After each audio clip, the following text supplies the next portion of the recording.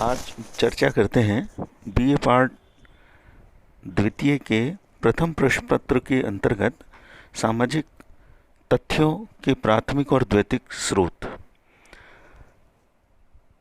जैसा हम जानते हैं कि सामाजिक अनुसंधान में तथ्यों की बहुत महत्वता होती है। तथ्य जो है वो ही हमारे अनुसंधान की मूल आधार होते हैं। वास्तविक सूचना या तथ्यों के बिना सामाजिक सर्वेक्षण, अनुसंधान या शोध कार्य संभव नहीं हो पाता। अनुसंधान या शोध की सफलता इसी बात पर निर्भर करती है कि खोजकर्ता द्वारा अध्ययन विषय के संबंध में कितने वास्तविक सूचनाओं को या तथ्यों को एकत्रित किया गया है। सूचनाएं जो है वो किस तरीके से एकत्रित की जाती हैं, किस प्रकार से एकत्रित की जाती हैं, अगर वे सूचनाएं इधर उधर से प्राप्त होती हैं या उनकी कोई निर्भरता नहीं होती या वे किसी प्रकार से उनके स्रोत के बारे में ज्ञान नहीं होता, तो हमारा काफ़ी समय और श्रम व्यर्थ चला जाता है। तथ्य या सूचनाएं दो प्रकार की होती हैं। सामाजिक अनुसंधान में इन दो प्रकार की सूचनाओं के माध्यम से हम अपने अनुसंधान को पूर्ण करते हैं। पहला है प्राथमिक तथ्य और दूसरा द्वैतिक तथ्य। प्राथमिक तथ्य या सूचनाएं, प्राथमिक तथ्य वे मौलिक सूचनाएं या आंकड़े होते हैं जो कि एक अनुसंधानकर्ता वास्तविक अध्ययन स्थल में जाकर विषय या समस्या से संबंधित जीवित व्यक्तियों से साक्षात्कार करके अथवा अनुसूची और प्रश्नावली की सहायता से एकत्रित करता है, अर्थात वो प्रत्यक्ष निरीक्षण द्वारा प्राप्त करता है। ठीक है। इस तरीके से जो प्राथमिक चीज़ें हैं वो पहली बार जब अनुसंधान करता अपने शोध अध्ययन क्षेत्र में या शोध क्षेत्र में जाता है और वहाँ पर व्यक्तियों से व्यक्तिशय रूप से मिलता है, व्यक्तिशय रूप से उनसे बातचीत करता है यानी कि साक्षात्कार करता है, या अनुसूची या प्रश्नावली के माध्यम से जो स्रोत या जो सूचना एकत्रित करता है वे समस्त सूचनाएं प्राथमिक तथ्यों के अंतर्गत आती हैं। प्राथमिक तथ्य प्राथमिक इस अर्थ में होते हैं कि उन्हें अनुसंधान करता अपने अध्ययन उपकरण की सहायता से प्रथम बार एकत्रित करता है अथवा निरीक्षण करता है। पीवी यंग ने इस विषय में लिखा कि प्राथमिक तथ्य सामग्री का तात्पर्य उन सूचनाओं व आंकड़ों से है जिनको पहली बार संकलित किया गया हो तथा जिनके संकलन का उत्तरदायित्व शोधकर्ता या सर्वेक्षणकर्ता का अपना है। यहाँ यह बात स्पष्ट है कि प्राथमिक तथ्यों का संकलन या तो शोधकर्ता स्वयं करता है या अपनी देखरेख में सहायकों से कराता है। इस प्रकार की सामग्री या तथ्य क्षेत्रीय कार्य के आधार पर प्राप्त किए जाते हैं। प्राथमिक तथ्यों को एकत्रित करने के मुख्यतः दो स्रोत हैं। पहला स्रोत के अंतर्गत वे व्यक्ति आते हैं जो कि अध्ययन विषय या समस्या के संबंध में ज्ञान रखते हैं अथवा दीर्घ समय से उनके घनिष्ठ संपर्क में हैं। प्राथमिक तथ्यों का दूसरा स्रोत प्रत्यक्ष निरीक्षण यानी कि ऑब्जर्वेशन है। इस प्रकार के निरीक्षण के द्वारा एक समूह या समुदाय के जीवन संबंधी अनेक महत्वपूर्ण तथ्यों को एकत्रित किया जा सकता है। यदि निरीक्षण के दौरान अनुसंधानकर्ता बिल्कुल निष्पक्ष रहे, व्यक्ति के व्यवहार संबंधी तथ्यों को एकत्रित करने के लिए प्रत्यक्ष निरीक्षण एक अति उत्तम स्रोत है जो कि सहभागी निरीक्षण के द्वारा भी ज्ञात किया जा सकता है। दूसरी बात आती है द्वैतिक तथ्य या सूचनाओं की। द्वैतिक तथ्य वे सूचनाएं या आंकड़े हैं जो कि अनुसंधानकर्ता को प्रकाशित व अप्रकाशित प्रलेखों, रिपोर्टों, सांख्यिकीय, पांडुलिपि, पत्र, diary, tape, video, cassette, internet आदि से प्राप्त किए जा सकते हैं। द्वितीय तथ्यों की उल्लेखनीय विशेषता यह है कि ये तथ्य सूचना या आंकड़े स्वयं अनुसंधानकर्ता अपने कार्य में उपयोग करने के लिए एकत्रित कर लेता है। पीवी यंग ने इसको परिभाषित करते हुए लिखा कि द्वैतिक तथ्य वे होते हैं जिन्हें मौलिक स्रोतों से एक बार प्राप्त कर लेने के पश्चात काम में लिया गया हो एवं जिनका प्रसारण अधिकारी उस व्यक्ति से भिन्न होता है जिसने प्रथम बार तथ्य संकलन को नियंत्रित किया गया है। स्पष्ट है, दैतिक तथ्य वे होते हैं जिनका एकत्रीकरण स्वयं शोधकर्ता या उसके सहायकों द्वारा नहीं किया जाता है, परंतु जिसने किसी अन्य अध्ययन हेतु किसी व्यक्ति या संस्था द्वारा संकलित सामग्री का उपयोग किया हो, उस सामग्री या तथ्य का उपयोग करने वाला इसके क्षेत्रीय संकलन से संबंधित नहीं होता है। अब बात आती है प्राथमिक और द्वैतिक स्रोतों में अंतर की। पहला अंतर है, वास्तव में प्राथमिक और द्वैतिक तथ्य सापेक्ष हैं। किसी अध्ययन में कौन सा तथ्य प्राथमिक और कौन सा द्वैतिक होगा, यह शोध के लक्ष्यों से संबंधित है। एक शोधकर्ता के लिए एक तथ्य प्राथमिक है तो वह अन्य के लिए वह द्वैतिक कहलाएगा। दूसरी चीज है, प्राथमिक तथ्यों को द्वैतिक तथ्यों की तुलना में अधिक मौलिक माना जाता है। तीसरा पॉइंट है, प्राथमिक तथ्य द्वैतिक तथ्यों की तुलना में अधिक विश्वसनीय होते हैं। फोर्थ पॉइंट है, प्राथमिक तथ्य क्षेत्रीय कार्य के आधार पर प्रथम बार एकत्रित किए जाने के कारण नवीन होते हैं, जबकि द्वैतिक तथ्य पूर्व में किए गए अन्वेषण के अंतर्गत संकलित किए जाने के कारण पुराने हो जाते हैं। पांचवा है, प्राथमिक तथ्यों का प्रयोग प्रथम बार किया जाता है, अर्थात प्रथम बार एकत्रित किए गए तथ्यों का प्रथम बार उपयोग, उन्हीं तथ्यों का दूसरी बार उपयोग करने पर वो द्वैतिक तथ्य हो जाते हैं। प्राथमिक तथ्य शोधकर्ता के स्वयं के निर्देशन में एकत्रित किए जाते हैं, जबकि द्वैतिक अन्य व्यक्तियों के द्वारा एकत्रित किया जाता है। नेक्स्ट पॉइंट है, प्राथमिक तथ्यों का संकलन शोधकर्ता अपनी अध्ययन समस्या के अनुरूप स्वयं करता है, जबकि द्वैतिक तथ्यों को वो अपने हिसाब से उसको मैनिपुलेट कर लेता है। अब आती है जो इसमें एक महत्वपूर्ण पॉइंट है, जो परीक्षा के दृष्टिकोण से सामान्यतः बहुत अधिक महत्वपूर्ण रहता है, तथ्य या सूचना के स्रोत। पीवी यंग के अनुसार सूचनाओं के स्रोतों को दो मोटे भागों में विभाजित किया जाता है, प्राथमिक या क्षेत्रीय स्रोत और द्वैतिक या प्रलेखीय स्रोत। प्राथमिक या क्षेत्रीय स्रोत, पीवी यंग के अनुसार प्राथमिक और क्षेत्रीय स्रोत निम्नलिखित हैं। पहला, प्रत्यक्ष निरीक्षण या अवलोकन। जैसा हमने पूर्व में पढ़ा, तथ्यों को एकत्रित करने के लिए प्राथमिक स्रोत में सबसे जो महत्वपूर्ण है प्रत्यक्ष निरीक्षण या पार्टिसिपेट ऑब्जर्वेशन है, अर्थात अनुसंधानकर्ता स्वयं अध्ययन स्थल पर जाए, विषय से संबंधित घटना वस्तु व्यवहार का स्वयं निरीक्षण करे, अवलोकन करे और सूचनाओं को एकत्रित करे। दूसरी चीज है प्रश्नावली। जब अध्ययन क्षेत्र बहुत अधिक विस्तृत हो जाता है तो हम अनुसंधानकर्ता के लिए परेशानी होती है कि वो व्यक्तिगत रूप से हर एक व्यक्ति से नहीं मिल सकता, तो ऐसी परिस्थितियों में वो प्रश्नावली का निर्माण करता है। प्रश्नावली के माध्यम से वो सूचनादाताओं को अनुरोध करता है कि वे इस प्रश्नों का तटस्थ होकर उत्तर दें और उस उत्तर से प्राप्त आधार को उसने प्राथमिक स्रोतों के रूप में रखा है। तीसरी चीज है अनुसूची। अनुसूची जो है वो प्रश्नावली की तरह ही होती है, लेकिन अनुसूची में और प्रश्नावली में मात्र जो अंतर होता है वो होता है कि प्रश्नावली को डाक के द्वारा सूचनादाता के पास प्रेषित की जाती है, जबकि अनुसूची को व्यक्तिगत रूप से स्वयं सूचनादाता या अनुसंधानकर्ता सूचनादाता से प्रश्न पूछकर उसको भरता है।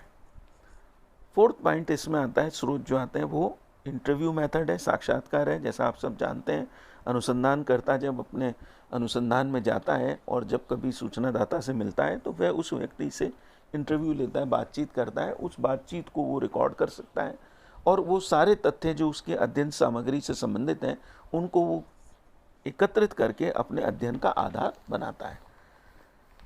अब बात आती है तथ्य संकलनों के प्राथमिक स्रोतों के गुण। पहला कि इस प्रकार के स्रोत द्वारा तथ्य संकलन हेतु प्रयुक्त अध्ययन में लचीलेपन का गुण होता है, यानी कि जब प्राथमिक स्रोत व्यक्ति के पास आते हैं तो उसके पास सूचना का बहुत सारा मटेरियल इकट्ठा हो जाता है और वो मटेरियल जिस तरीके से भी वो चाहे उसमें एक इलास्टिसिटी होती है, वो उसको जगह जगह पर उसका विश्लेषण करके उसका उपयोग कर सकता है। दूसरा होता है व्यापक क्षेत्र में अध्ययन के लिए उपयुक्त। अगर अध्ययन क्षेत्र काफ़ी व्यापक होता है तो उसके लिए भी हमारा ये अध्ययन का जो प्राथमिक स्रोत है बड़े महत्वपूर्ण हो जाते हैं। तीसरी चीज़ है कि तथ्य जो है अधिक यथार्थ और विश्वसनीय होते हैं। चौथा, प्राथमिक स्रोतों से आंतरिक व गुप्त सूचनाओं का संकलन संभव हो जाता है। जब आप किसी व्यक्ति से साक्षात्कार करते हैं, उसे प्रश्न करते हैं, तो निश्चित तौर पर उन प्रश्नों के माध्यम से प्रश्न के द्वारा उस व्यक्ति से बहुत सारी सूचनाओं को एकत्रित किया जा सकता है और कई गुप्त सूचनाओं को भी उसके माध्यम से हम निकाल सकते हैं। प्राथमिक स्रोतों में तथ्य संकलन में समय और धन की बचत होती है। जब आप व्यक्तिगत स्वयं रूप से जब उसका अध्ययन करते हैं तो निश्चित तौर पर आपके पास धन और समय की बचत होती है, क्योंकि आपके पास एक ही समय में आप बहुत सारी चीज़ों को एकत्रित कर लेते हैं और उसके माध्यम से आप अपने घटना का या शोध को पूरा कर लेते हैं। कुछ दोष पर भी इसका पीवी यंग ने जिक्र किया, जैसे कुछ बताते हैं कि प्राथमिक स्रोत या तथ्य संकलन में पक्षपात या मिथ्या झुकाव की काफ़ी संभावना रहती है, क्योंकि जब हम किसी से व्यक्तिगत रूप से मिलते हैं तो हमारी भावनाएं भी उस व्यक्ति के साथ जुड़ जाती हैं और ऐसी परिस्थिति में कई बार हमारा जो भावनाएं हैं, जो पूर्वाग्रह हैं, वो हमारे तथ्य को प्रभावित करने लग जाते हैं। तथ्य संकलन में एक कठिनाई यह भी आती है कि शोधकर्ता कई बार सुविधा अनुसार तथ्यों संकलित कर लेता है, कई तथ्यों को तोड़ मरोड़ कर ग्रहण करता है। परिणाम स्वरूप अध्ययन में वस्तुनिष्ठता खत्म हो जाती है। तीसरी बात जो है, प्राथमिक स्रोतों द्वारा तथ्य संकलन के कार्य में अध्ययनकर्ता स्वयं लगा होता है, अतः वह सूचनादाताओं को समय समय पर सूचना प्रदान करने की दृष्टि से कई सुझाव देता रहता है, जिससे कि अध्ययन उसके दृष्टिकोण से अध्ययन सरल बन जाए। परंतु इससे क्या है, जो ओरिजिनलिटी है, जो स्वाभाविकता है, जो मौलिकता है अध्ययन की, वो समाप्त हो जाती है। अब बात करते हैं हम द्वैतिक या प्रलेखीय स्रोतों के बारे में। सेकेंडरी और डॉक्यूमेंट्री सोर्सेस, ये कई प्रकार से स्रोत होते हैं। पीवी यंग ने मोटे तौर पर कुछ सोर्सेस की बात करी। पहला, व्यक्तिगत प्रलेख। व्यक्तिगत प्रलेख वो संपूर्ण लिखित सामग्री आ जाती है जो व्यक्ति अपने द्वारा लिखता है, यानी कि उसकी डायरियाँ हैं या उसके द्वारा लिखे गए लेख हैं। ये सारी चीज़ों से उसके विचारों को, भावनाओं को, आदर्शों को हम ज्ञात कर सकते हैं। इसमें रहन सहन का तरीका है, पत्र, डायरी, जीवन साहित्य, संस्मरण आदि इसके अंतर्गत आते हैं। पहली बात करते हैं इसमें पत्र। कई लोग जो हैं, इंटरनेट का ज़माना आ गया, अब लोग वाक पत्र लिखने में थोड़ा हिचकिचाते हैं और पत्रों का आदान प्रदान लगभग बंद सा हो गया है। लेकिन फिर भी पुराने जो पत्र हैं वे भावनात्मक पत्र होते हैं, उनके माध्यम से हम अपने अध्ययन को आराम से कर सकते हैं। कुछ लोग डायरियाँ लिखते हैं, जैसे कई लोग अपने दिन प्रतिदिन की घटनाओं को डायरियों में लिखते हैं और ये डायरियाँ एक तरीके से पूर्णतः गोपनीय दस्तावेज हो जाता है। व्यक्ति के जीवन की रहस्यमय बातों को पता लगाने का एक विश्वसनीय स्रोत बन जाता है। इसके बाद है कुछ जीवन इतिहास। आपने देखा होगा कुछ लोगों की बायोग्राफी होती है, ऑटोबायोग्राफी होती है, और ये ऑटोबायोग्राफी या बायोग्राफी जो होती है, जीवन चरित्र होते हैं, ये उन व्यक्तियों से जुड़े हुए संबंधित घटनाओं के बारे में जिक्र करते हैं जो हमारी अध्ययन क्षेत्र के लिए काफ़ी महत्वपूर्ण माने जाते हैं। फोर्थ आता है संस्मरण या मेमोरीज। कई लोग अपनी यात्राएं, जीवन के महत्वपूर्ण घटनाओं, रोमांचकारी अनुभव, इनके बारे में मेमोरीज लिखते हैं और ये मेमोरी हमारी कई बार हमारे अध्ययन के लिए बहुत महत्वपूर्ण बन जाती है। दूसरा जो है सार्वजनिक प्रलेखी स्रोत, पब्लिक डॉक्यूमेंट्री सोर्सेज। सामग्री संकलन के द्वैतिक स्रोतों के रूप में सार्वजनिक प्रलेख का काफ़ी महत्व है। किसी सार्वजनिक हित को ध्यान में रखकर सरकारी या गैर सरकारी संस्थाओं के द्वारा सार्वजनिक प्रलेख तैयार कराए जाते हैं। कभी व्यक्तिगत स्तर पर भी तथ्य संकलन किए जाते हैं। यदि उन्हें सार्वजनिक उपयोग के लिए काम में लाया जाए तो ऐसी सामग्री भी सार्वजनिक प्रलेखों के अंतर्गत आती है। इन सार्वजनिक प्रलेखीय स्रोतों में पहला जो आता है प्रकाशित प्रलेख आता है। सरकारी गैर सरकारी संगठनों द्वारा समय समय पर अपने संस्थाओं से संबंधित जो डेटा पब्लिश किया जाता है वो इसके अंतर्गत आता है।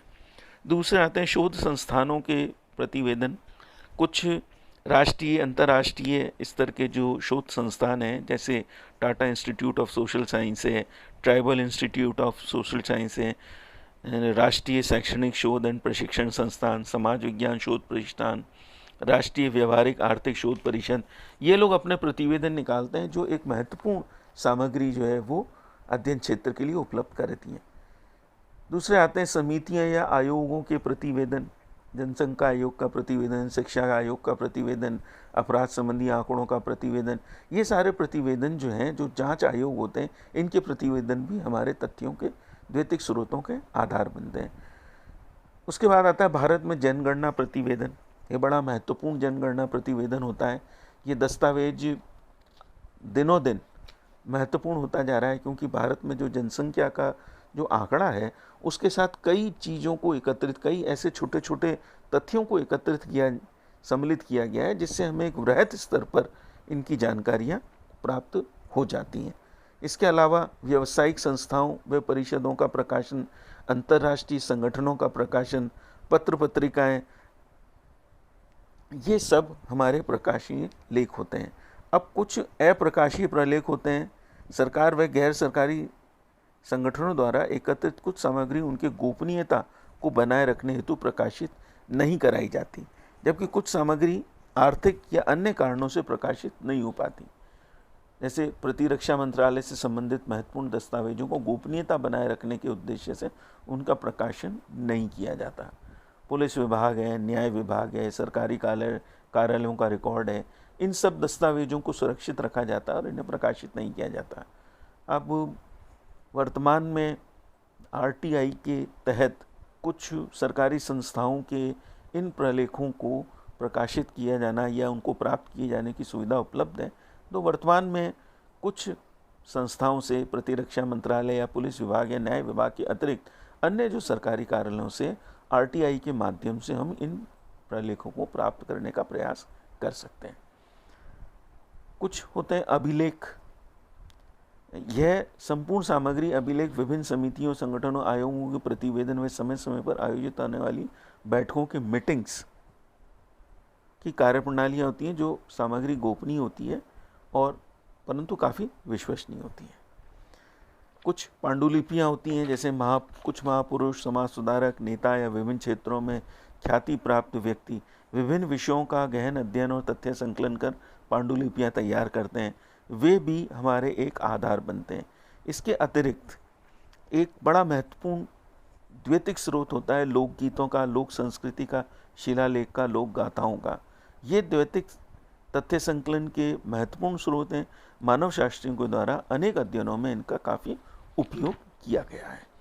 अब आती है बात इसकी उपयोगिता की, द्वितीयक स्रोतों का या द्वितीयक तथ्यों का इसकी उपयोगिता। इनकी उपयोगिता बहुत महत्वपूर्ण है और पीवी यंग ने इसके बारे में कुछ लाभ बताए। पहला, इससे शोध कार्य में अंतर्दृष्टि प्राप्त होती है एवं सही प्रश्नों को पूछने में मदद मिलती है। दूसरा, इससे अध्ययन की विधियों का चयन करने में मदद मिलती है। इससे परिकल्पना के निर्माण और परीक्षण में मदद मिलती है। इससे शोध कार्य में अनावश्यक पुनरावृत्ति से बचत होती है। इस तरीके से ये चैप्टर जो है हमारा यहाँ पर ख़त्म होता है। किस तरीके से द्वितीयक और प्राथमिक स्रोतों के स्रोत और उनकी उपयोगिता और उनकी सीमाओं के संबंध में आज हमने बात करी।